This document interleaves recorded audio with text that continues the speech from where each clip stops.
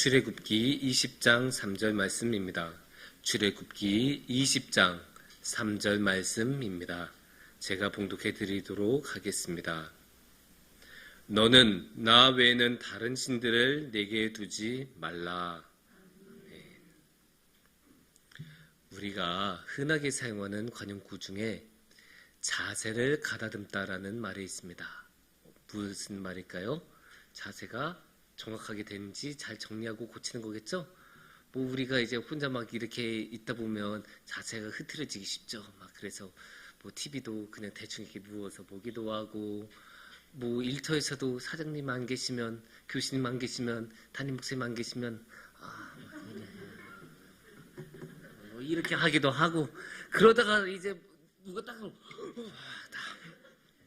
이게 자세를 가다듬다가 아니겠습니까? 그래서 자세, 운매무새도 제대로 된지 단정한지 보고, 허리도 딱 세우고 가슴도 펴고, 보통 우리가 무엇을 하든지 웬만하면 이렇게 딱 똑바로 단정하게 있는 자세를 우리가 원하죠. 그래서 자세를 가다듬을 때는 대부분 이렇게 자세를 가다듬습니다. 근데 언제 자세를 가다듬을까요? 방금 전에 말씀드린 것처럼 누가 갑자기 나타날 때도 있겠지만, 뭔가를 본격적으로 일을 시작하기 전에 이렇게 자세를 가다듬고는 합니다. 왜냐면 자세가 흐트러진 상태에서 일을 시작을 하면 안 좋은 자세로 계속 하다 보면 될 것도 안 되고, 쉽게 될 거는 겨우겨우 해내고, 또 잘못하다가 다치기도 하고, 그렇기 때문에 자세를 항상 똑바르게 할 필요가 있습니다. 자세를 똑바르게 하지 않아도 물론 해낼 수는 있지만 그게 후불제하고 비슷해서 예를 들어서 다리를 꼬고 앉아있는 거는 이제 결국 5년, 10년 뒤에 후불제로 그 가격이 나타납니다.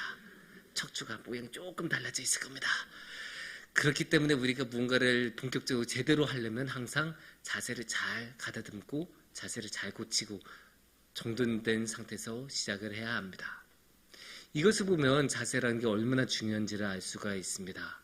그리고 이 자세가 제대로 되지 않은 상태에서 시작을 하면 모든 것이 이상하게 꼬이기 시작하고, 그런데 또 이게 참 중요한 게 막상 일이 시작이 되고 바쁘게 진행이 되면 그때는 또 자세를 고치기가 어려워요. 아니 막 열심히 운전하고 있는데 언제 이거 다시 시트, 의자 이거 간격 맞추고 백미러 맞추고 뭐 이렇게 했습니까? 안 돼요. 출발하기 전에, 일을 시작하기 전에 이 중요한 자세가 정확하게 이루어지도록 준비를 해야 합니다. 그렇기 때문에 자세는 항상 시작하기 전에 준비를 해야 하는 것입니다. 그런 면에서 1월은 자세를 가다듬기 아주 좋은 시점이 아닐까 싶습니다. 왜냐면 우리가 딱 이제 1월이 시작이 되면 이 1월에 했던 그대로 1년을 쭉 갈 가능성이 높기 때문에 우리가 5월에 가서 7월에 가서 자세를 가다듬는 것은 어려워요. 그래서 이제 이 1월에 이 1년을 시작하는 이 시점에 우리의 자세를 똑바르게 딱 가다듬으면 아주 좋은 타이밍이 될 것입니다. 그러면 우리는 여러 가지 자세를 가다듬어야겠죠. 앉는 자세도 가다듬어야 되고, 식사하는 자세도 신경 써야 되고, 일할 때의 자세도 생각해야 되고, 여러 가지 자세를 생각해야 되겠지만 결국 우리에게 제일 중요한 것은 어떤 자세이겠습니까? 신앙의 자세 아니겠습니까? 우리 삶의 신앙보다 더 중요한 것은 없기 때문에 우리는 결국 신앙의 자세도 돌아봐야 하고, 당연히 신앙에도 자세가 있지 않겠습니까? 신앙도 어떤 모습으로 어떤 형식으로 하는 거에 따라 결과가 천차만별 달라질 수가 있을 텐데, 그래서 이 1년을 시작하는 이 1월에 신앙의 자세에 대해서 한번 되돌아보는 시간을 이 시간 가졌으면 좋겠습니다. 말은 참 좋습니다. 신앙을 가다듬자, 신앙의 자세를 가다듬자, 너무 좋아요. 근데 막상 실제로 뭔가를 해서 신앙의 자세를 가다듬으려고 하면 뭘 해야 되지? 막막하실 수 있어요. 신앙의 자세를 가다듬다는 게 그냥 단순히 새벽 예배에 열심히 나오자 이런 말이 아니지 않습니까? 뭐 당연히 새벽 예배 열심히 나오고 기도 열심히 하고 주일 예배 빠지지 않고 이런 거는 당연히 하면 좋은 건데, 그거 하나만으로는 신앙의 자세라고 하지는 않지 않습니까? 그러면 이 신앙의 자세라는 것을 가다듬는다는 말은 무엇이 되겠습니까? 무엇을 하면 신앙의 자세를 잘 잡을 수 있겠습니까? 여러 가지가 있겠지만 이 시간에 한 가지를 한번 말해볼 수 있을 것 같아요. 그거는 바로 율법입니다. 율법은 하나님께서 이렇게 살아라 저렇게 살아라 보여주시고 가르쳐 주신 것 아닙니까? 그래서 성경에도 기록된 하나님의 말씀인 거고, 그래서 그 모습대로 하나님께서 살기를 원하셨기 때문에 성경에도 써져 있는 것이 아니겠습니까? 그래서 율법을 신앙의 자세에 도움이 되는 것이라고 생각하고 율법을 따라 산다면 그거는 신앙의 자세를 올바로 세우는 데 도움이 될 것입니다. 하지만 이렇게 말하면 조금 어색하게 여기실 분들이 있을 수 있습니다. 왜냐? 우리가 일반적으로 교회에서는 율법을 그렇게 좋아하지 않습니다. 율법에 대해서 안 좋은 이미지를 가지고 있습니다. 무엇보다 예수님이 율법을 좋아하는 유대인들하고 많은 갈등과 충돌을 가지지 않으셨습니까? 그렇기 때문에 율법, 그거 예수님이 별로 안 좋아하신 거 아니었나? 그런데 그런 걸로 신앙의 자세를 우리가 되돌아본 게 맞는 걸까? 당연히 이런 질문을 가지실 수 있습니다. 그런 질문을 가지실까봐 예수님께서 한마디를 하셨습니다. 그게 어디서 나타나냐면 마태복음 5장 17절을 보시면 이런 말씀하십니다. 내가 율법이나 선지자를 폐하러 온 줄 생각하지 말라. 폐하러 온 것이 아니오 완전하게 하려 함이라. 분명히 예수님께서는 이 정도면 헷갈릴 수 없이 말씀하신 건 아닙니까? 너무나 분명하게 명확하게 말씀하셨어요. 뭐라고요? 율법을 폐하러 온 것이 아니다. 나는 율법 없애러 온 거 아니다. 내가 그 율법 좋아하는 사람들하고 싸우고 갈등을 일으킨다고 해서 내가 율법을 없앤다고 착각하지 마라. 예수님께서 너무나 분명하게 말씀하고 계세요. 그래서 이거를 보면 율법 자체는 나쁜 것이 아니라고 생각하는 게 맞지 않을까 싶습니다. 좋은 것이니까 하나님께서 우리에게 성경 말씀으로 주셨고, 좋은 것이니까 하나님께서 우리에게 지키라고 주신 것일 겁니다. 하나님께서 우리에게 언제나 나쁜 것을 하라고 시키셨습니까? 그런 것은 있을 수가 없습니다. 그렇기 때문에 하나님께서 주신 율법도 선하고 좋은 것이라고 말할 수밖에 없습니다. 그렇다면 여기서 이렇게 생각하실 수도 있어요. 그래 율법은 좋은 거지. 그런데 그 율법을 가지고 율법을 주장했던 그 바리새인들이 나쁜 사람들이야, 이렇게 생각하실 수도 있어요. 그래서 여기에 대해서도 예수님이 공교롭게도 한마디 더 하십니다. 마태복음 5장 20절에서 이렇게 말씀하십니다. 내가 너에게 이르노니 너희 의가 서기관과 바리새인보다 더 낫지 못하면 결코 천국에 들어가지 못하리라. 너네 맨날 바리새인 나쁘다고 생각하지? 내가 맨날 바리새인하고 싸우니까 바리새인이 아무것도 아닌 사람들, 나쁜 사람들로 보이지? 근데 똑똑히 알아도 너네가 저 바리새인보다 못하면 너희도 구원을 받지 못하는 거야. 예수님께서 이렇게 너무나 분명하게 말씀하세요. 왜 이렇게 말씀하셨을까요? 그래도 바리새인들은 율법을 향한 열정은 진심이었어요. 정말로 진심이었어요. 그 사람들은 율법을 지키려고 가진 노력을 다했던 사람들이었고, 그거를 위해서 자신의 삶을 완전히 거기에 맞추고 때로는 자신의 목숨마저도 버리는 그런 사람들이었어요. 심지어 전쟁이 났을 때 사람들이, 예전에 바리새인들이 전쟁이 하도 율법을 못 지키게 하니까 그것 때문에 전쟁을 일으킨 적이 있거든요. 그래서 민족 독립을 일으키라고 전쟁을 일으키니까 상대방 쪽에서는 그래 너네 유대인들 그렇게 율법 좋아해? 그러면 너네가 율법 얼마나 잘 지키나 보자. 너네가 그 안식일 날은 일하면 안 된다고 했지? 그러면 우리가 너네 안식일에 쳐들어갈게. 그러더니 어떻게 됐을까요? 그 유대인들 정말로 안식일 날 안 싸웠어요. 그리고 자신의 목숨들을 다 버렸어요. 그냥 모든 무기를 버리고 차라리 내가 안식일에 싸워서 이 율법을 범하느니 내가 죽고 만다 하고 그 전투에서 그냥 모두 다 자신의 목숨을 버렸어요. 이 정도로 바리새인들은 진심이에요. 율법에 너무 진심이에요. 그러니까 예수님께서 말씀하시는 거예요. 저 바리새인들은 율법을 열심히 지킬 생각이라도 하지. 너네는 어떠냐? 너네 이만큼 율법을, 이만큼 하나님의 말씀이라고 주어진 것을 열심히 지키고 있느냐? 이렇게 물어보신 거예요. 그러면서 너희가 저만큼 열정을 가지고 진심을 가지고 하나님의 말씀을 지키지 않으면 너희는 구원을 얻을 수가 없어. 예수님께서는 그렇게 말씀하고 계신 거예요. 그렇기 때문에 이게 우리가 그런 생각을 한번 해야 돼요. 저도 그렇지만 우리가 실생활에서 그런 경우가 많거든요. 예수님이 율법을 그렇게 안 좋아하셨고 율법을 좋아하는 사람들하고 싸운 거 보니까 율법을 지키지 않아도 되지 않을까? 그러면서 그냥 편안하게 살아가는 경우가 적지 않은데 우리의 게으름을 예수님의 그런 행적을 핑계 삼아서 정당화해서는 안 됩니다. 예수님께서는 어디까지나 율법은 좋은 것이라고 말씀하고 계시고 율법을 지키라고 바리새인보다 더 좋아야 한다고 말씀하고 계세요. 그렇기 때문에 우리가 게을러서 율법을 안 지키는 걸 가지고 예수님이 그랬으니까 라고 말을 하면 안 되는 거예요. 그건 단지 핑계이고 변명일 뿐입니다. 그러면 여기서 또 한 가지 질문을 던질 수 있습니다. 그렇게 율법이 중요하고 우리가 바리새인보다 더 나아야 할 정도로 바리새인들이 어느 정도 기준을 제시하는 사람들이라면 예수님은 그러면 왜 그렇게 바리새인들하고 열심히 싸우셨습니까? 왜 바리새인들하고 그렇게 많은 갈등을 일으켰습니까? 당연히 던질 수 있는 질문이고 던져야 하는 질문입니다. 거기에 대해서 이런 답변을 드릴 수 있을 것 같아요. 거기에 대해서는 물론 여러 가지 답변을 드릴 수 있지만 그중에 아주 중요한 것 하나가 바리새인들은 정말로 열정적으로 율법을 지키고 진심을 다해서 율법을 지켰지만 그 사람들은 결국 그 율법의 본질이 무엇인지 율법의 핵심이 무엇인지를 모르고 있었어요.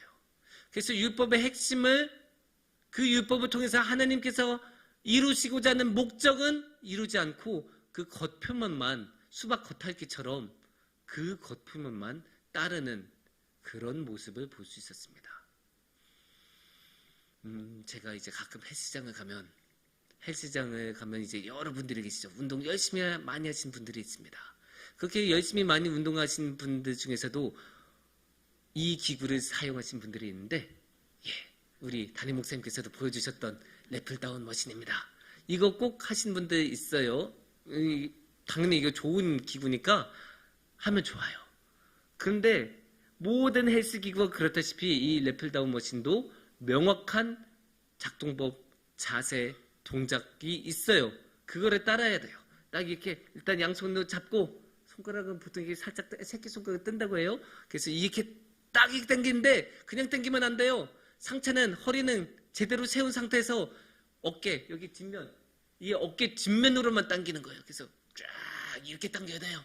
그런데 제가 이렇게 하다가 그거 하신 분들 이렇게 대충 보면 저는 이제 보통 자전거 열심히 타거든요. 자전거 이렇게 타다가 보면 어떻게 하냐? 이렇게 당겨야 되는데 이래요. 대부분. 아니 상체를 다 눕히면 당연히 당겨지죠. 온몸에 이 상체 전체의 몸무게로 당겨지니까 당연히 이거는 왔다 갔다 됩니다. 하지만 이 래플다운 머신을 개발한 이유인 이 어깨 후면의 근육 전혀 자극이 안 되고 전혀 운동 효과가 없습니다. 운동 효과 제로예요. 0. 전혀 없어요. 그렇게 해서는. 그러니까 바리새인들이 그런 모습인 거예요.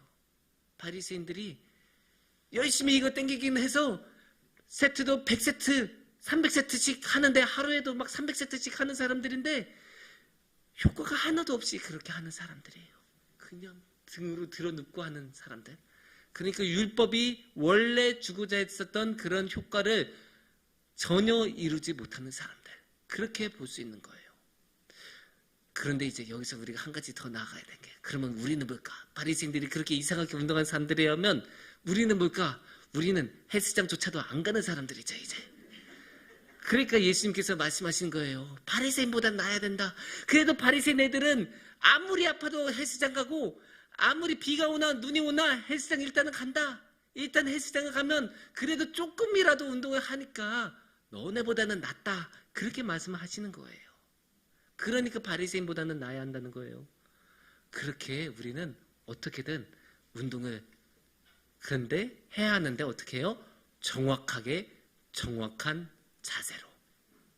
그렇다면 오늘 말씀의 핵심인 오늘 설교 말씀의 핵심이 될 수 있는 이야기를 이제부터 또 드려야 되는데 그게 무엇이겠습니까?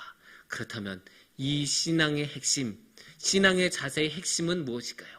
신앙의 자세에서 가장 이것만은 놓치면 안 된다는 그 핵심, 또 하나님께서 이거를 위해서 율법을 주셨고 우리에게 신앙의 자세를 주신 이유는 무엇일까요?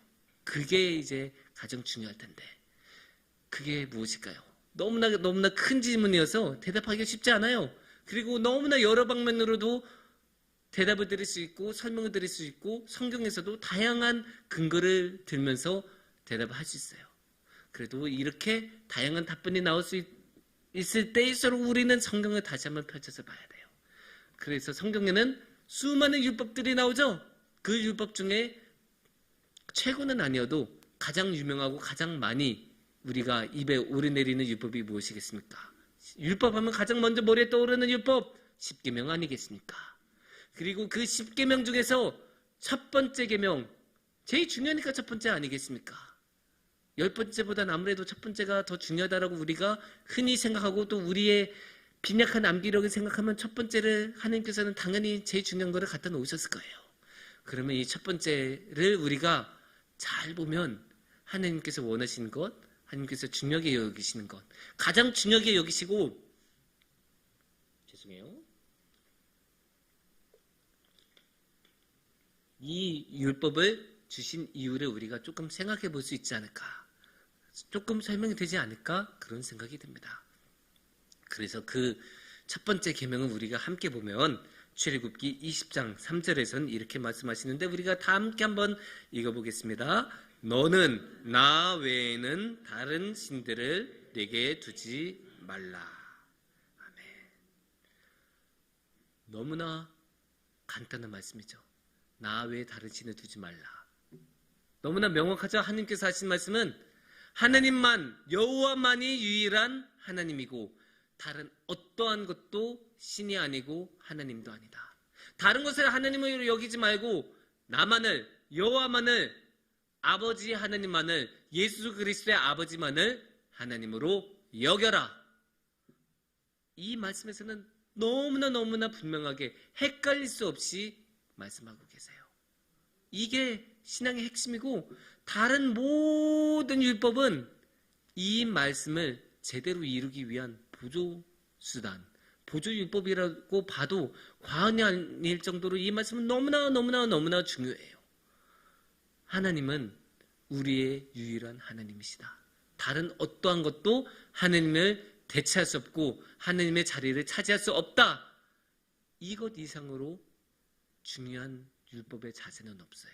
이것 이상으로 중요한 신앙의 핵심은 없어요. 이게 흐트러지면 다른 모든 것은 소용이 없고 흐트러질 수밖에 없어요. 제대로 믿을 수가 없어요.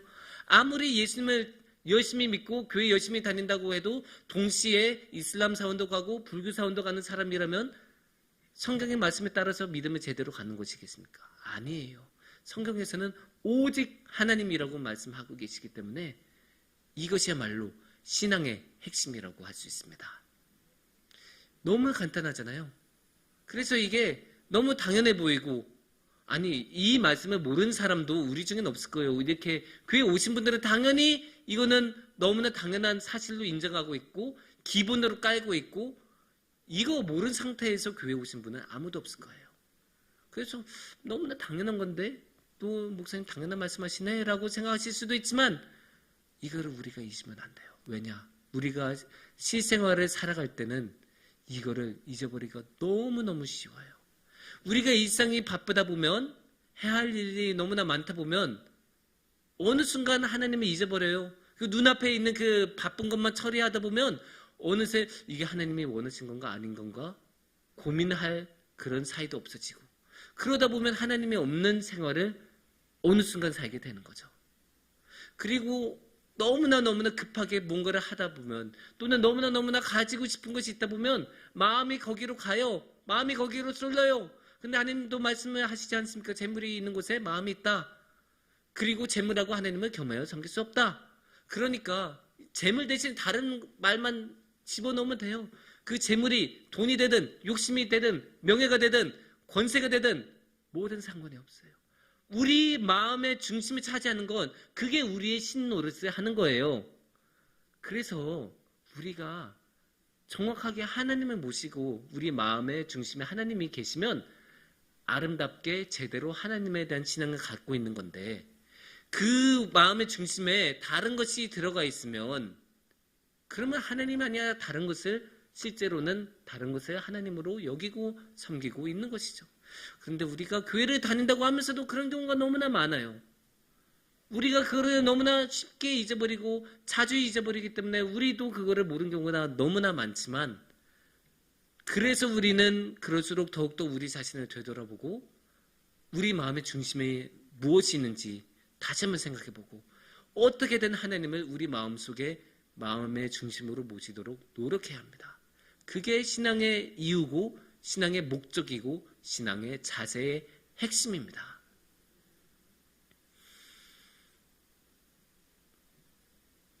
우리가 그것을, 마음의 중심에 다른 분을 모시는 그 순간 우리는 첫 번째 계명을 어기는 거예요. 그리고 첫 번째 계명을 어기면 하나님과의 관계 전체가 어그러지기 시작하고, 그러면 그거 신앙의 자세 또한 모두 다 무너진다고 할 수 있습니다. 그런 면에서 우리는 다른 모든 대가를 치르더라도 이 신앙의 자세만큼은, 이 신앙의 자세의 핵심만큼은, 우리의 마음의 중심만큼은 하나님의 것으로, 이것만큼은 어떤 대가를 치르서라도 잃으면 안 됩니다. 그게 우리의 신앙의 핵심이고 우리의 신앙의 삶의 가장 중요한 자세입니다. 사랑하는 성도님들, 신앙생활을 하는 데 있어서 자세는 너무나 중요합니다. 그래서 좋은 자세로 우리는 신앙생활을 하면서 살아가야 되고, 그 신앙생활의 핵심에는 하나님만을 하나님으로 여기는 것에서 모든 신앙생활이 시작이 되고 출발을 합니다. 그래서 우리 모두 어떠한 상황에서도 하나님만을 하나님으로 여기고 하나님만을 가장 중요한 분으로 우리의 마음에 모시면서 살아가기를 바라겠습니다. 그렇게 우리가 우리의 마음의 중심에 하나님이 계신다면 하나님께서 우리 마음속에 계시니까 곧 하나님께서는 우리와 함께 하시는 것일 거고, 그렇게 우리는 언제나 하나님과 함께하는 복된 삶을 누릴 수 있을 것입니다. 함께 기도하겠습니다.